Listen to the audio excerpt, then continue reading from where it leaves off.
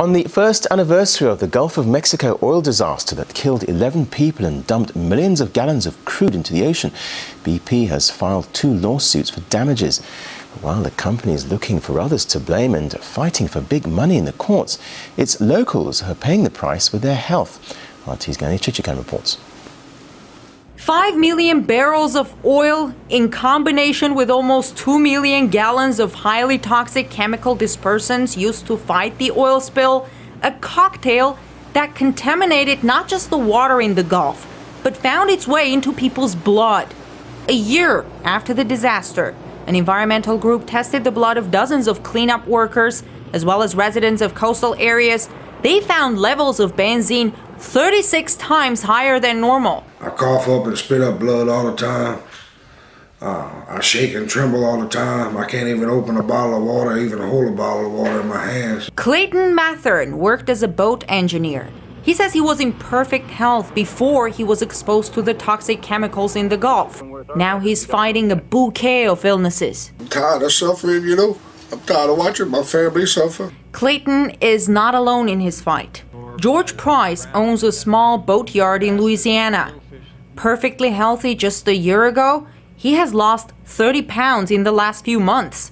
George was diagnosed with severe anemia. My son and myself, both of us, started with the being nauseated and throwing up. Dr. Michael Robichaud, who's been practicing medicine in Louisiana for 40 years, says he's never had such an influx of patients with respiratory and blood issues. He fears the worst. Benzene is extremely notorious for causing leukemia. Robichaud is one of a few doctors who is outspoken about Gulf Coast residents' symptoms' connection with the toxic chemicals that they've been exposed to. Many other doctors refuse to recognize the cause, as Dr. Robichaud says, either because they don't have the necessary training or they don't want to be caught up in court. They don't want to be caught up in legal matters with this. An environmental justice group polled residents in several coastal communities. Almost half said they had experienced health problems like coughing, skin and eye irritation, or headaches that are consistent with common symptoms of chemical exposure. Doctors say the consequences of having, for example, benzene in the blood could be a lot more serious. It can cause a decrease in red blood cells, leading to anemia or cancer of the blood-forming organs. It's very, very clear when you look at the ingredients, both of oil, which is considered itself, it is considered as rather a hazardous material, coupled with the ingredients in the toxic dispersants. And when you mix those together, it actually creates a substance 4 times more toxic. And these are exactly the types of chemicals that are turning up literally in people's blood. Many of the affected Gulf Coast residents and those involved in the cleanup of the Gulf say they're alone in their fight with the consequences of last year's disaster. Many of them, like Clayton, don't even have health coverage. It seems to get worse and worse every day. Marine biologists are saying it's going to take at least 20 years for the Gulf ecosystem to recover. President Obama has assigned the country's environmental agency to investigate health effects of the spill. But many Gulf Coast residents are sure the agency will do its best to sweep the findings under the rug. I'm Gayane Chichakyan reporting from Washington, RT.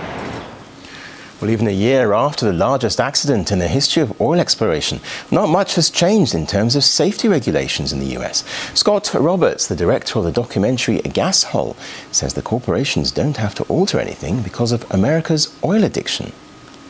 I think a lot of it has to do with the fact that the oil companies really don't care about the consumer. You know, it's business as usual. They're making billions of dollars in profits. Americans, we like our big toys. We really don't like to sacrifice our lifestyle for the better of long-term good, it seems. And the car companies are producing cars that SUVs, trucks, things that really aren't that great on fuel economy. We as consumers are buying them, so they're going to keep making them. I think it comes down to money. I think oil companies, they throw some money towards the alternative fuel industry and doing research. You know, a lot of that is greenwashing, but why change business as usual when you're making billions of dollars? We need powerful leadership in Washington, D.C. who's not afraid to point the finger at the oil industry, create new legislation. Consumers need to find, you know, we live in a society where people know more about the American Idol contestants than they do their own representatives. We all have to get involved. We have to push legislation, and we have to vote in the people that are going to make a difference and do something about it.